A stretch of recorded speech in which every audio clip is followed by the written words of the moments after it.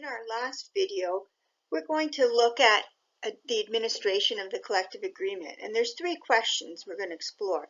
First of all, how does the collective agreement impact the organization? What's a grievance? And what's an arbitration?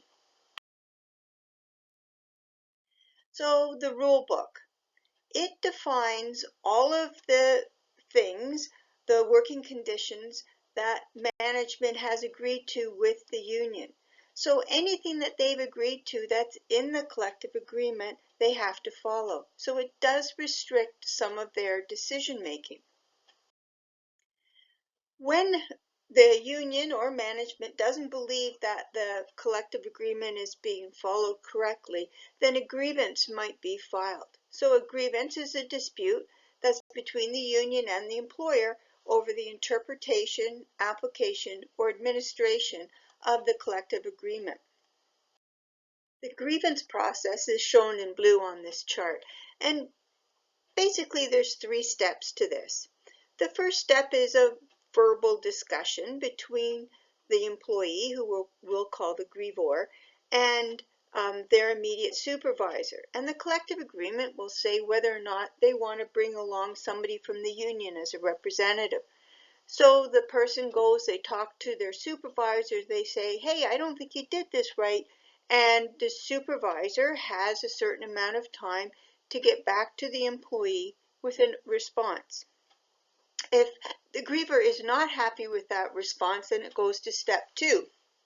And this is where the union takes responsibility for the grievance. So now it's a written grievance, and it is presented to the person who's responsible for the department. And that person has a certain amount of time to review the situation and to get back to the union with a written response. If the union is still unhappy with what management has responded, then you move to step 3, which is again the written grievance, and it's presented at a union management meeting, and it's there for response by the most senior member of the management team. Now at the bottom you see evidence, and evidence is really important. So that's where we go and get information that will support the position that we're taking on the grievance. So it's working documents that impact on it. So those are the first 3 steps of the grievance, and we'll talk about arbitration in a moment.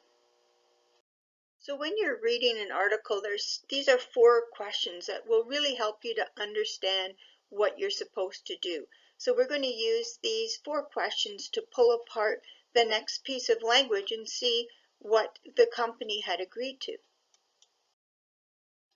This article, or clause actually, is provided separately on our site. So just stop the video for a minute and go and get this language, download it, and have a good look at it, okay?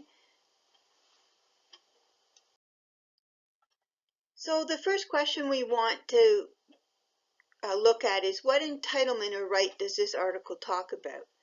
Is this about educational leave without pay, an allowance in lieu of salary, the rights to grants, bursaries, or scholarships, or the relevance of the education to the person's job? So what entitlement or right does the article talk about? Make sure you write down your answer. And the right answer is an allowance in lieu of salary. Let's go to our second question. Who's given this right? The union, management, or the unionized worker? Well, it is the unionized worker. Our third question, what conditions need to be satisfied for the right to come into effect? The worker has to be covered by the collective agreement. The worker must be granted an unpaid leave of absence for educational purposes. All of the above or none of the above? Which do you think is the correct answer? Well, it's all of the above.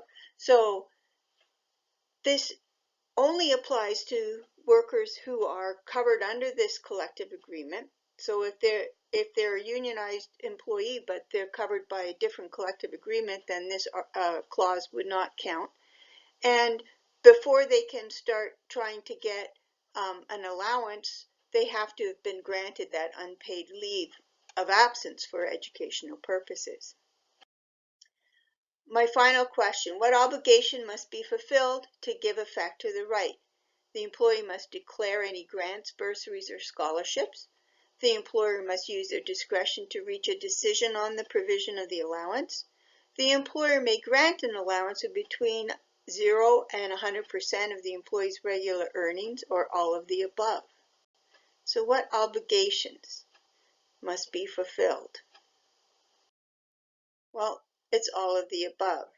So, and some of the key things is the employees have to tell them if they're getting money from elsewhere, and the employer has to use their discretion, and then they may grant the allowance.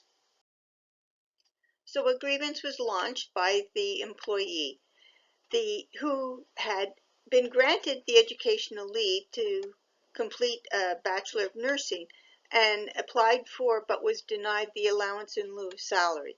And so the employee submitted a grievance saying that she wanted the educational allowance and assistance for books and tuition as well.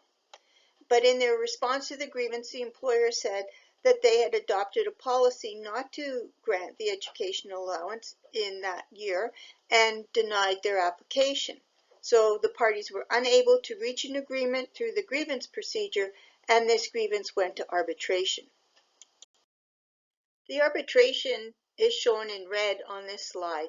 So this again is a written process, but it involves an external third party, and that party makes a final and binding decision.